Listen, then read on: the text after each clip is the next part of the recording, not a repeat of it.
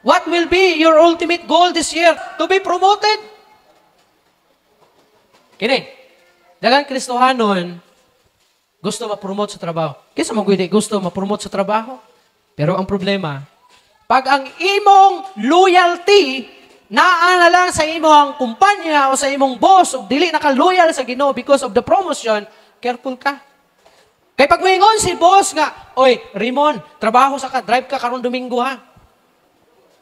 Ingon si Raymond nga, kay gusto man si Raymond na mahimong manager, siyempre, moingon si boss nga, moingon ang mga kaubang trabahante nga, tanan nga isugo sa atong boss na to, tanan nga request, atong himuon kay para ma-promote ta.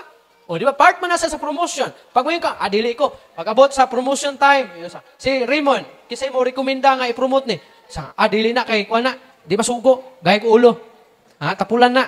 O, di ba? Kung gusto ka ma-promote, tanan na gusto sa imong kumpanya, buhaton di mo. Bisag mo yung nga, over ka karon. Sige, ma'am. Sige, boss. Sige, sir.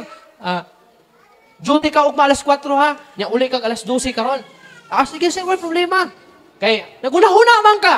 Nga, gawa sa salapi, nga suldo nimo, naguna-huna ka nga basin, ma-promote ka sa trabaho.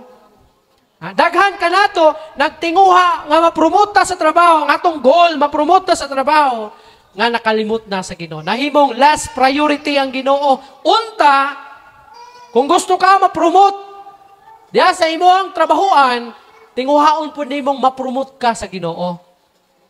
Dili lang ka, pabilin nga member sa pigang. Sabot mo, member sa pigang. Pungko, paminaw, pauli, pabadlong. Ma-promote po unta ka. Dili, promote na mahimong leader sa pigang. Ma-promote ka, i-promote ka sa Ginoo, gamiton ka sa Ginoo.